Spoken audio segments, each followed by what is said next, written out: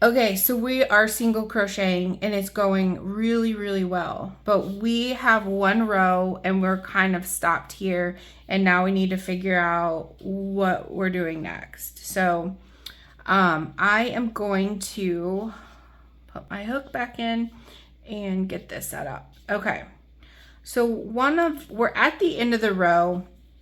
We somehow need to turn around and go back the other way. And one of the things that we do, there's lots of different tricks, but this is the traditional way to turn around. And if most crochet patterns will have this method in it. So what we're going to do when we're at the end, we are going to yarn over and chain one. So this is for a single crochet, and we are going to chain one. And then what we're going to do is we are going to flip that guy over. Okay? We're just going to flip it over. And now we're going to work into what was the back side. Okay? So the reason for the chain is to give you just a little bit more wiggle room. Okay? And so now you have this chain, and so you're still kind of going to the second space, the second stitch from this. It's not really a stitch. You're going to skip this chain and you're going to work into the stitch. But I want to talk to you about that because when we went into the chain, we kind of went through here. But now that we're going through the single crochet, we're actually going to go, I don't know if you notice this space right here. It goes underneath both the front and the back loop. So we are going to crochet. You'll find this little gap spot right here. And if we push on through, we're underneath both the front loop and the back loop. All right, so I will show you how that works. So we're gonna insert our hook here. We are going to yarn over and pull up a loop through that stitch, okay? And now we have 2 loops on our hook. We're going to yarn over and pull through 2. All right.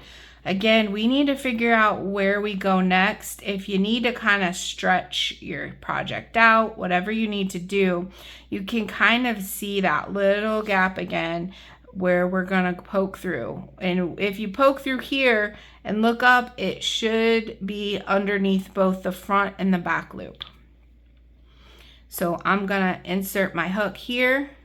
I'm gonna yarn over, and we need to pull a loop up through the crochet, through the stitch, okay? So now we have 2 loops on our hook. We're gonna yarn over and pull through.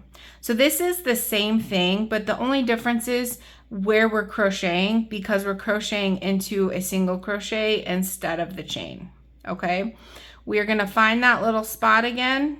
Can move your stuff around, find that little gap. We're going to insert our hook. We are going to yarn over and pull up a loop out of that stitch, okay? We're going to yarn over and pull through 2. We are going to find that opening. We are going to insert our hook. We are going to yarn over, pull up a loop out of that stitch, yarn over and pull through 2. Insert our hook. Remember, we got to find where we're going. Insert the hook. It should be these 2, the stitch should be on your hook now, but we need to get a loop pulled through here. Yarn over and pull through 2. Okay. Insert, yarn over, pull up a loop, yarn over, pull through 2. Insert your hook, pull up a loop, yarn over, pull through 2. Insert your hook, yarn over, pull up a loop, yarn over, pull through 2.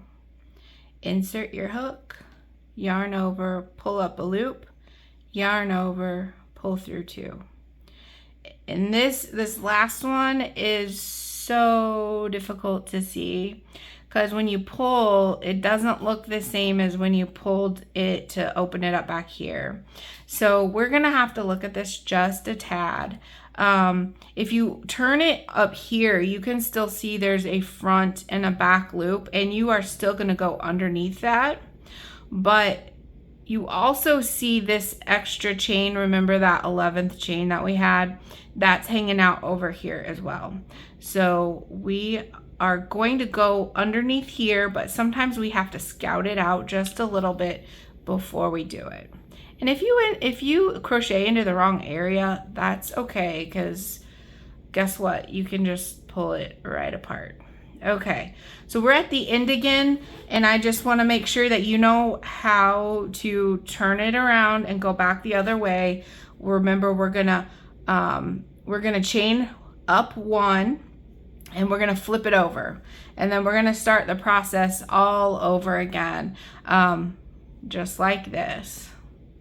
Next, once you guys have completed a swatch of about, I don't know, try to make a square or so. We'll get you wherever you want to be, and then I will show you how to kind of tie off the project, and then we'll talk about our double crochet. All right.